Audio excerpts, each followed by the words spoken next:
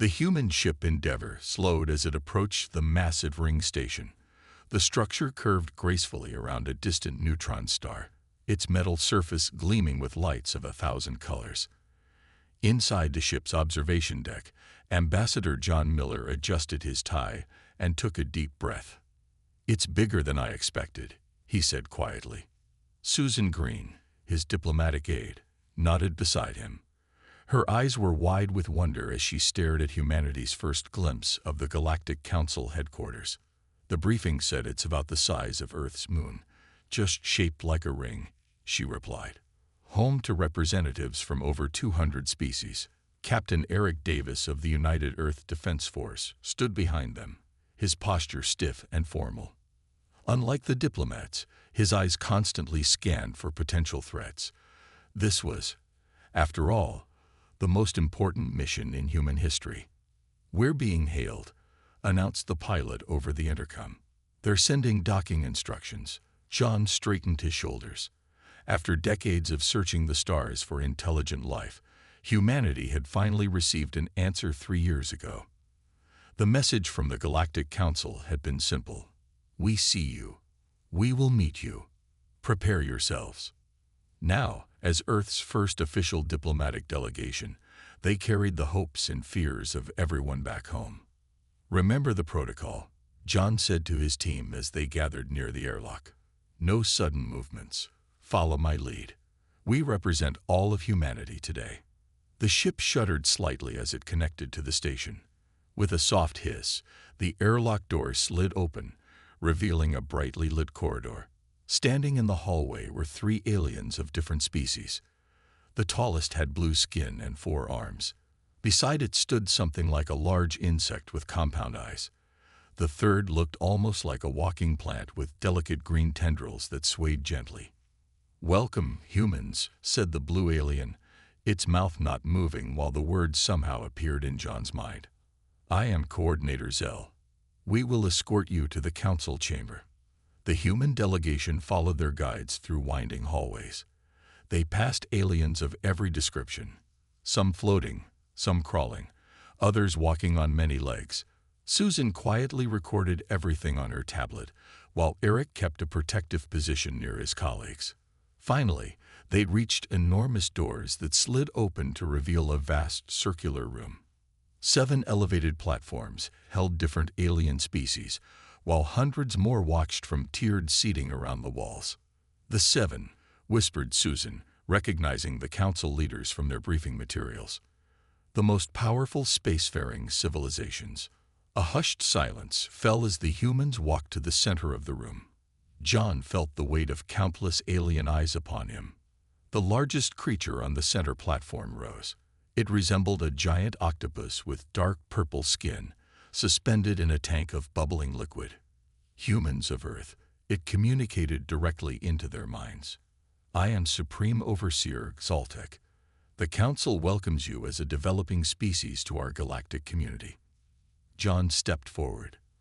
"On behalf of Earth and all humanity, we thank you for this welcome and look forward to peaceful relations."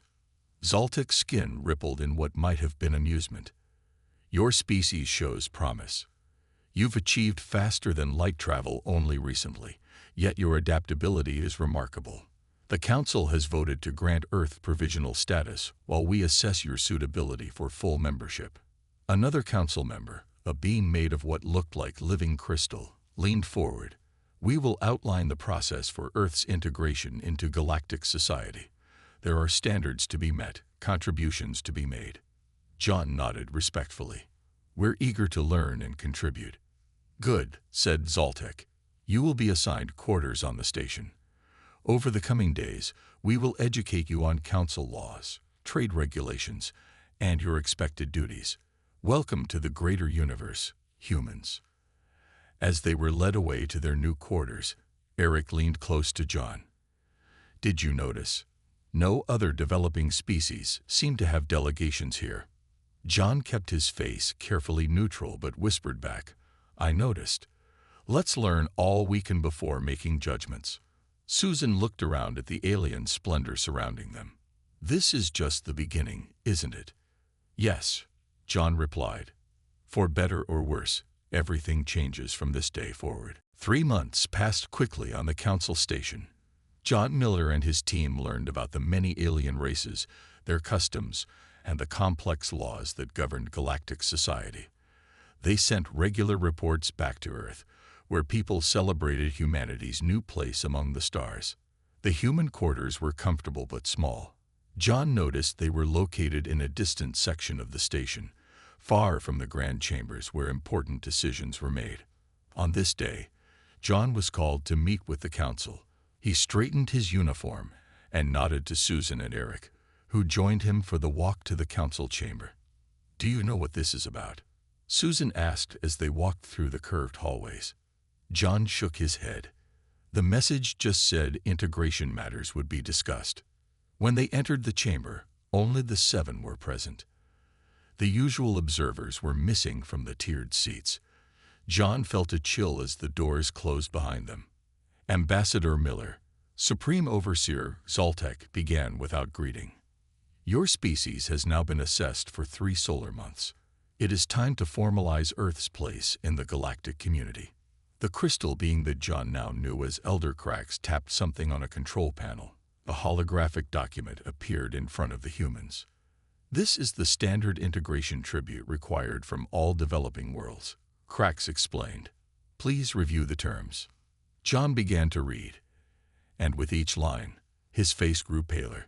Susan gasped beside him. This can't be right," John finally said. "Is there a problem?" asked Zoltek, its tentacles swirling impatiently in its tank. "You're demanding 30% of all Earth's rare minerals," John said, "and 15% of our freshwater reserves. That would cause global shortages." Another council member, a tall insect-like being named Vizek, clicked its mandibles. "These are standard terms. All younger species must contribute to the greater galactic good." John pointed to the final item. "And this, 5,000 humans every year to serve as cultural attaches. What does that even mean?" "Your people will serve council species in various capacities," Zoltek said smoothly. "They will learn our ways directly. It is an honor."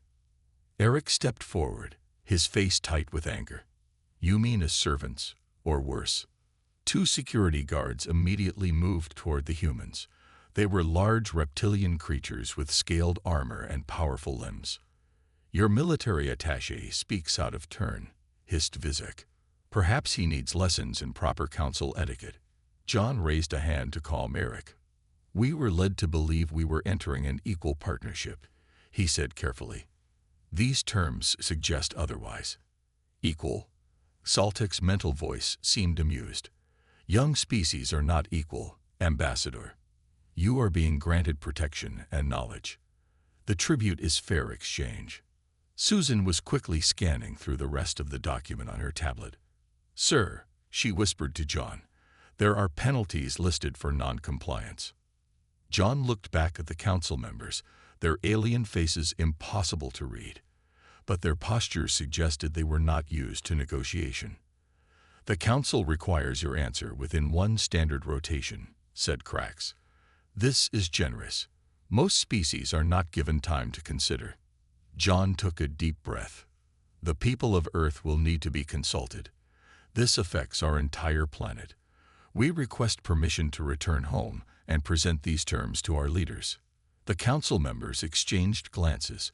Finally, Zoltek spoke. "Very well. You may return to Earth. Your ship will be prepared. But know this, no developing species has ever refused these terms." "Is that so?" John asked quietly. "And what happened to species that considered refusing?" Zoltek's skin darkened slightly. "They came to understand the wisdom of cooperation. We expect Earth will do the same." As they were escorted back to their quarters, Eric leaned close to John. "They're extorting us. The entire galaxy runs on tribute from weaker worlds." "We need to get home," John replied. "Earth needs to know what we're really dealing with." Susan looked at the document again, her face worried. "Do we even have a choice?" John's expression was grim. "Every species has a choice, even if it's just in how they respond. The trip back to Earth took 7 days. John spent most of that time studying the tribute demands, looking for any loopholes. He found none. By the time the Endeavour reached Earth orbit, his mood was dark. On Earth, the news of the Council's demands spread quickly. World leaders gathered at the United Nations headquarters in New York for an emergency meeting. The Grand Hall was packed with representatives from every nation. John stood at the podium, facing the worried faces of Earth's most powerful people. "The demands are clear," he said. "The Council expects us to give them our resources and our people. They call it tribute. I call it slavery." The UN Secretary-General, a stern woman named Linda Harris, spoke next. "We have invited military and intelligence experts to assess our options. Colonel Laura Patterson will present the military analysis." Colonel Patterson was a tall woman with short gray hair and sharp eyes. She walked to the podium with a tablet in hand. "I'll be direct," she said. "We have studied the Council technology we've observed. Their weapons are at least 200 years ahead of ours. Their ships can destroy our entire fleet in minutes. In an open conflict, we would lose quickly." Murmurs of fear spread through the room. A representative from India stood up. "Are you saying we have no choice but to submit?" Before Patterson could answer, a man at the back of the room raised his hand. It was Kevin Wright, a senior intelligence analyst. Linda Harris nodded for him to speak. "We found something interesting," Kevin said, walking to the front. "In the historical data the Council shared with us, there are gaps. Entire civilizations that simply disappear from the records." He pulled up images on the main screen. "These are star systems that once had thriving cultures according to early Council records. Later records show them as uninhabited or naturally evolved without intelligent life." John leaned forward. "What are you suggesting?" "I believe these were civilizations that refused the tribute demands," Kevin said quietly. "They were erased, both physically and from history." A heavy silence fell over the room. The Russian president finally spoke. "So we either pay this tribute or face destruction." "Perhaps," said Colonel Patterson, "but something doesn't add up. Why did the Council even contact us? They could have simply taken what they wanted from Earth. We wouldn't have been able to stop them." John thought about this. They want willing compliance. There's something about direct resistance that concerns them. Linda Harris looked around the room. "We need options beyond simple acceptance or refusal." A scientist named Paul Wilson raised his hand. He was the head of Earth's reverse engineering team that had been studying the goodwill gifts the Council had given Earth. "We've made progress understanding their technology," he said, "especially their communication systems. If we had more time." John suddenly sat up straighter. "Time. That's what we need." He turned to Linda Harris. "How quickly can we mobilize Earth's resources? Not to build weapons, but to understand Council technology." "What are you thinking, Ambassador?" she asked. "The Council gave us one rotation, about 30 hours, to respond. But they'll expect me to come back with Earth's answer. They won't expect immediate action." Kevin Wright nodded slowly. "We tell them we need to discuss the terms further. Buy time." Meanwhile, Colonel Patterson added, catching on, "We use every resource to understand their weaknesses." Linda Harris looked skeptical. "Even with every scientist on Earth working on this, can we catch up to a 200-year technology gap?" Paul Wilson smiled slightly. "We don't need to catch up completely. We just need to understand enough to surprise them." For the first time since reading the tribute demands, John felt a spark of hope. The Council underestimates us. They see humans as just another developing species. They don't know our history, our determination. Linda Harris stood up. "We'll need everyone working together. No national secrets, no holding back resources. And we'll need a plan," John said. "Something the Council would never expect from a young species like us." The meeting continued late into the night, as Earth began to prepare its response to the stars. 1 month later, John Miller's ship approached the Council station once again. From the outside, He looked calm, but inside his heart was racing. The fate of Earth rested on what would happen in the next few hours. "Are you ready?" Susan asked quietly as they prepared to dock. John nodded. "Everyone has done their part. Now it's our turn." Eric checked his uniform one last time. It had no weapons. They would be scanned before entering the council chamber, but it did have several small devices hidden in the fabric. These devices weren't weapons, but they were crucial to their plan. When they docked, Coordinator Zell was waiting with 4 security guards.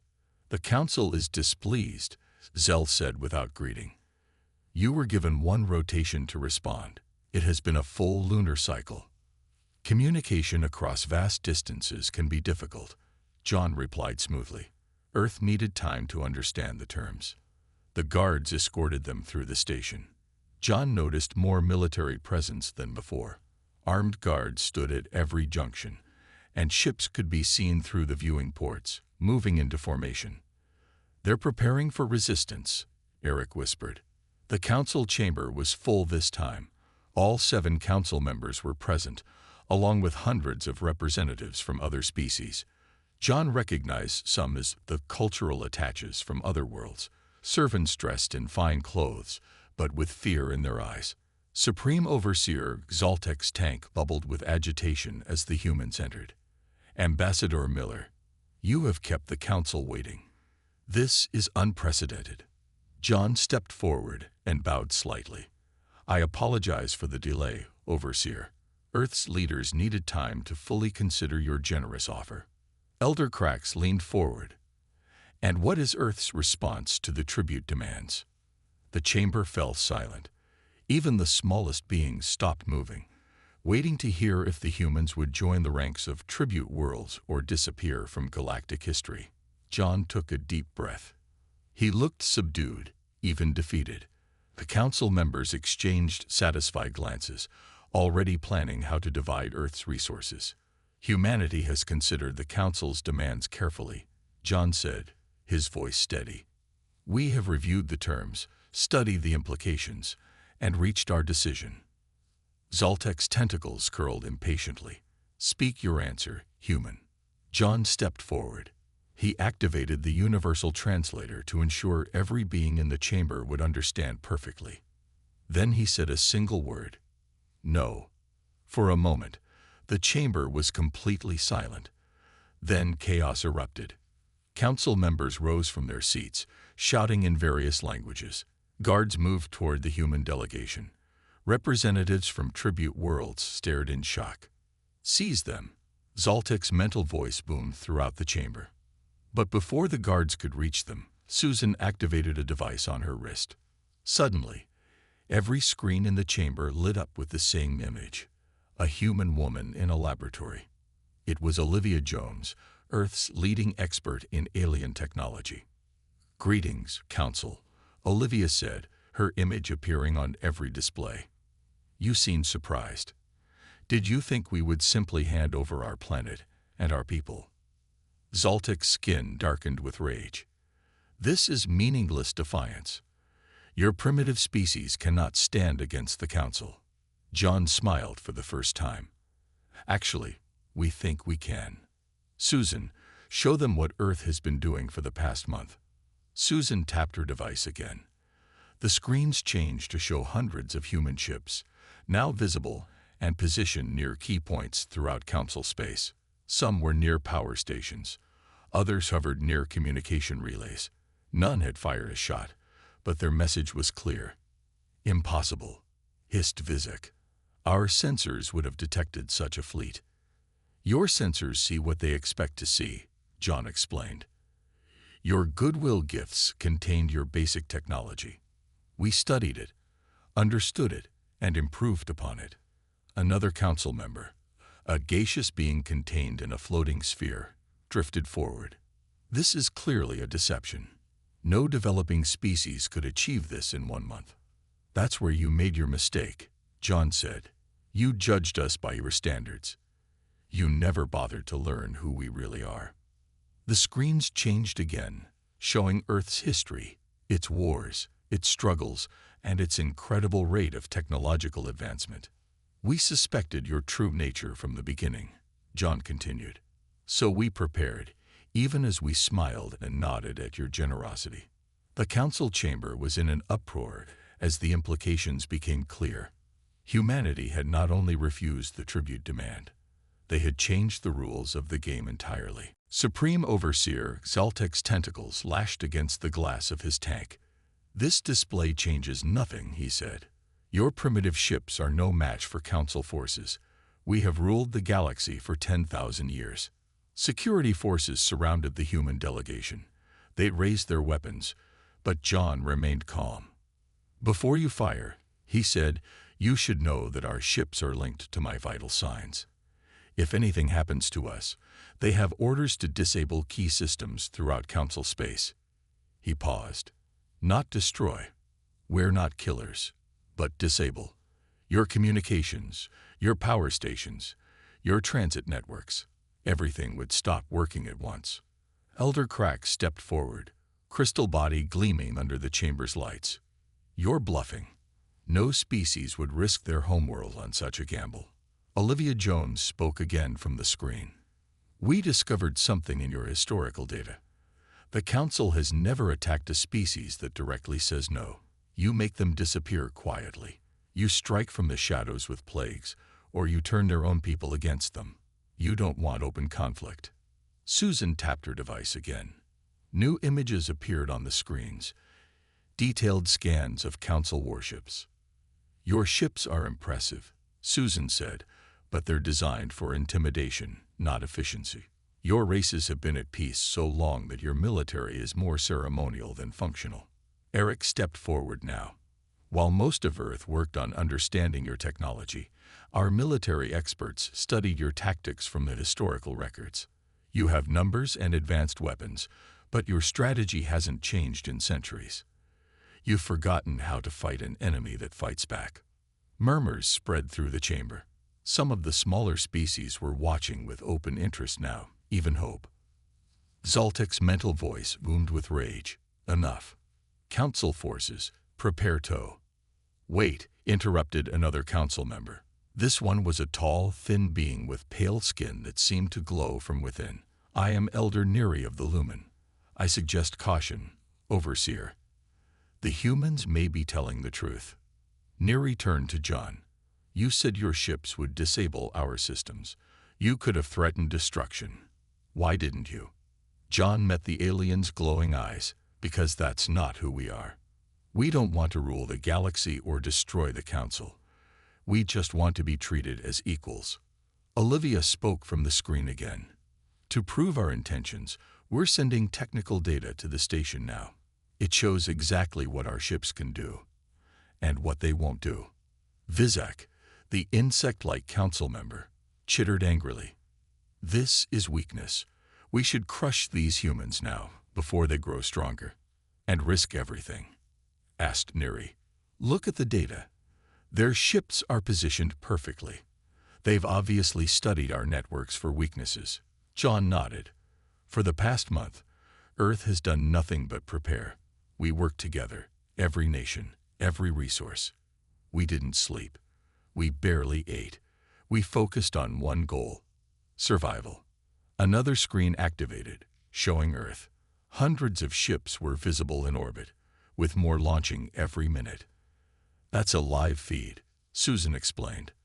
These aren't warships. They're colony ships. If the Council attacks Earth, these ships will scatter throughout the galaxy. Humanity will survive, even if our homeworld doesn't. The chamber grew quiet as the Council members realized the full extent of human preparation. How? Whispered Zaltek, his rage turning to confusion. How did a developing species prepare all this in just 1 month? John smiled slightly. You call us a developing species because our technology wasn't as advanced as yours. But you never considered our other traits. Humans are adaptable. We learn quickly. And more importantly, we've spent our entire history fighting each other. We know conflict in ways you've forgotten. He stepped toward the Council, hands open in a gesture of peace. But we also know cooperation. We know how to work together when faced with a common threat. And right now, you're seeing what happens when humans unite against something that threatens our freedom. For the first time in thousands of years, the Council faced something they hadn't anticipated. A species that refused to be intimidated, yet didn't seek destruction in return. Zoltek was not convinced. The Supreme Overseer's skin had turned nearly black with rage. "This is all theory and bluffs," he said. "Show us proof of your capabilities, or we end this now." John looked at Susan and nodded. She pressed another button on her device. Throughout the Council station, the lights flickered briefly. Several screens went dark for exactly 5 seconds, then came back online. A soft hum that had been constant in the background. The sound of the station's main power system stopped and then restarted. "That was a small demonstration," John explained. "A precise 10% reduction in your station's power for 5 seconds. No permanent damage. No one hurt." From one of the screens, Olivia added, "We could have taken the whole station offline. Instead, we showed restraint and precision." Vizek hissed angrily. "This proves nothing. Our fleet can still destroy your world before your ships could react." "Perhaps," said Eric, "but I don't think your ships will be going anywhere just yet." As if on cue, a Council officer rushed into the chamber. He whispered urgently to Elder Krax, whose crystal body changed color from clear to cloudy gray. "Our fleet," Krax began, then stopped. "Our main fleet reports that their navigation systems are experiencing anomalies.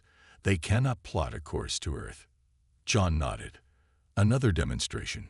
Temporary and harmless, but effective. A new figure appeared on the main screen. It was Admiral Daniel Scott, commander of Earth's hidden fleet. His gray hair and weathered face showed years of experience. "This is Admiral Scott of the Earth Defense Force," he said. "All human ships are maintaining position. We have taken no aggressive action against Council vessels. We have merely introduced a minor error into their navigation calculations, one that will resolve itself in approximately 1 hour." The chamber buzzed with conversation. Many of the representatives from smaller species were watching with undisguised interest. Some even looked pleased. Zoltek's mental voice thundered through the room. "This will mean war. The Council has faced rebels before." "Have you?" asked John. "Or have you simply faced victims? There's a difference." He walked to the center of the chamber, speaking now to all the gathered species. "The Council calls humans a developing species because our technology isn't as advanced. But technology isn't everything. Humans have other strengths." On the screens, images appeared showing Earth's diverse environments and people. "Humans evolved as persistence predators," John explained. "We can't run as fast as many animals, but we can run longer. We don't give up. When something seems impossible, we try anyway. When we fail, we learn and try again." Eric stepped forward. "Our military history taught us to be creative. We learned to win against superior forces by finding weaknesses, adapting quickly, and working together." Susan added, "And because we spent so much time fighting each other, we learned the value of peace. We understand that true strength isn't in domination, but in cooperation." Elder Neri moved closer, glowing eyes fixed on John. "What do you want, humans, if not destruction or domination? What is your goal?" John smiled. "We want what every species wants: to live freely, to grow, to learn. We don't want to destroy the Council. We want to change it." He pointed to the smaller species watching from the sides of the chamber. "How many worlds pay tribute? How many species live in fear of disappearing from history? That system ends today." Admiral Scott spoke again from the screen. "To prove our intentions, we're transmitting technical specifications for some of our adaptations to Council technology. Consider it a gift, freely given, not taken as tribute." The chamber grew quiet as the implications became clear. Humans weren't just refusing tribute. They were challenging the very foundation of how the Council operated. Zoltek's tentacles curled tightly. "The Seven will not be dictated to by a primitive species barely out of its gravity well. "Then perhaps," said John quietly, "it's time for new leadership in this galaxy." The chamber erupted in chaos. Council members shouted at each other, while representatives from smaller species began speaking up for the first time. Many moved closer to the humans, as if seeking protection. Elder Neri raised her glowing hands, calling for quiet. "We should consider the humans' position carefully," she said when the noise died down. "They have shown both strength and restraint. These are not the actions of a primitive species." Visit clicked his mandibles angrily. "They threaten the order we have maintained for thousands of years. We cannot allow this defiance to stand." "Is it defiance to refuse slavery?" asked a small, furry being who stepped forward from the crowd. "I am Speaker Lin of the Trellin people. For 300 years, we have paid tribute. We have watched our world's resources drain away while our children serve in council homes." Another representative joined Lin, a reptilian being with bright feathers. "The Zakar stand with the humans as well. We were once a proud spacefaring race. Now we barely maintain our colonies because of tribute demands." More representatives moved to stand near the humans.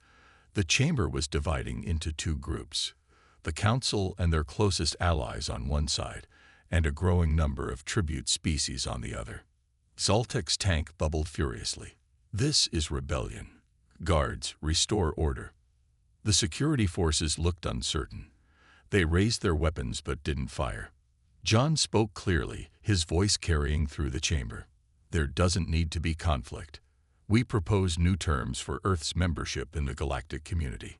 He nodded to Susan, who projected a new document onto the screens.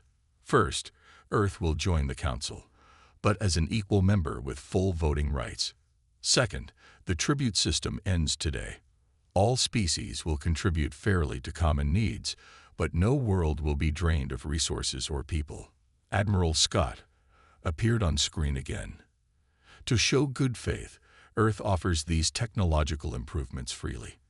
Our scientists have found ways to increase efficiency in your power systems by 30%. This can offset any perceived losses from ending the tribute system." Elder Crack studied the offered specifications, crystal body changing colors as he processed the information. These improvements are genuine. They would indeed increase efficiency significantly." Zoltek wasn't ready to concede. "The Seven have ruled for 10,000 years. We will not be replaced by upstart humans." "Not replaced," John corrected. "Joined. Earth doesn't seek to rule. We seek partnership." Elder Neri moved to stand beside John. "The Lumens support this proposal. For too long, we have seen the tribute system cause suffering. I was outvoted whenever I suggested changes." One by one, other council members began to speak. Some supported change, while others stood with Zoltek. The division wasn't just between tribute worlds and council races anymore. Even the council itself was splitting. Finally, when the debate reached its peak, a new voice spoke. It came from a being that had remained silent until now. A small, almost invisible creature floating in a corner of the chamber. "I am Observer Tlick of the Watchers," it said in a voice like rustling leaves. "We have observed galactic events for 15,000 years, since before the Council formed. We have seen empires rise and fall. The humans speak truth. The tribute system has corrupted the Council's purpose. It was meant to unify, not enslave." The chamber fell silent. The Watchers rarely spoke, but when they did, all listened. "A vote," Tlick suggested. "Let all species present vote on the humans' proposal. Not just the Seven, but all who would be affected." For a moment, Zoltek seemed ready to refuse. Then, seeing the mood of the chamber, the Supreme Overseer's tentacles relaxed slightly. "Very well," Zoltek said. "We will vote. But know this, humans, if your proposal fails, there will be consequences." John nodded solemnly. "We understand. But we believe in democracy, in the will of all beings, not just the powerful few." As preparations for the vote began, representatives from dozens of species approached the human delegation. Many offered thanks, others offered information or alliance. The galactic power structure was shifting before their eyes. Susan leaned close to John. "Do you think we'll win the vote?" "I don't know," John replied honestly. "But we've already won something important. We've given hope to species that had none." 1 year later, a new structure stood on the shores of Lake Geneva in Switzerland. Unlike the cold, metallic ring of the council station, this building was a graceful dome of glass and living plants. Sunlight streamed through crystal panels, nurturing the thousands of different species of flora from across the galaxy that grew inside. John Miller stood at the entrance, watching as ships descended from the sky. Each carried representatives from different worlds, coming to attend the first official assembly of the new Galactic Alliance. "Hard to believe it's only been a year," said Susan, who now served as Earth's diplomatic coordinator. John nodded. "The fastest political transformation in galactic history, according to the Watchers." The vote in the council chamber had been close, but in the end, change had won. Most council races had accepted the new order, though two, including Saltek's species, had attempted unsuccessful rebellions in the months that followed. Now, Saltek lived in exile on his homeworld, while a new representative of his species had joined the alliance. Ambassador Miller called a familiar voice. Elder Neri approached, her glowing form now adorned with the simple blue sash that identified all alliance representatives. "Earth has done well as host world for our first assembly." "We're honored to serve," John replied with a smile. 57 species attending, with more applying for membership every month. Eric joined them, now wearing the uniform of the Joint Security Force, a combined unit with members from all Alliance worlds. "The last ships are landing now," he reported. "We should head inside." The main chamber of the Geneva Dome was a circular space filled with comfortable seating arranged to accommodate beings of all shapes and sizes. In the center stood not a raised platform for leaders, but a round table where representatives could meet as equals. As John took his place at the table, he saw many familiar faces. Speaker Lynn of the Trellin sat nearby, her people now free from tribute demands. Observer Tlick floated above a special perch, the Watchers having accepted a formal role as consultants to the Alliance. Even Elder Krax was present, his crystal form gleaming. The pragmatic council member had been among the first to recognize the benefits of the new system, especially after Earth scientists helped improve his people's technology. The chamber quieted as Linda Harris, now serving as the first Alliance coordinator, stood to speak. 1 year ago, she began, a single word changed the course of galactic history. That word, no, was not just a refusal. It was an affirmation of something better. Today we gather to continue building that better future. On screens around the room, images appeared showing the progress made in the past year. Former tribute worlds were recovering, their resources now used for their own people. Trade between worlds had increased as fear decreased. Even former council races were thriving in the new system, their technologies advancing more quickly through cooperation than they had through domination. The human word "no" has been adopted into the Universal Translator's base lexicon, Linda continued. It now carries a special meaning throughout the galaxy, the right to refuse exploitation, the courage to demand better. John looked around the room at the diverse beings gathered there. Some had tentacles, others wings or scales or fur. Some breathed different gases or lived at different temperatures. Yet all had found common ground in the simple idea that every species deserved respect. After the formal opening, representatives mingled freely. John found himself approached by a young member of Saltek's species, one who had opposed the old ways. "I studied Earth's history," the young alien said. "Your species fought many wars among yourselves, yet you chose peace when dealing with us. Why?" John considered the question carefully. "Because we learned from our mistakes," he said finally. "We saw in the Council the same patterns that caused suffering on Earth, the strong dominating the weak, resources taken rather than shared. We wanted to break that cycle, not repeat it." As the day continued and representatives discussed trade agreements, scientific cooperation, and cultural exchanges, John stepped outside for a moment. He looked up at the stars, now filled with not just mystery but promise. The galaxy was changing. Old hatreds were fading. New connections were forming. And it had all started with a single word, spoken by a species that refused to bow to tyranny. One simple, powerful word that had changed everything.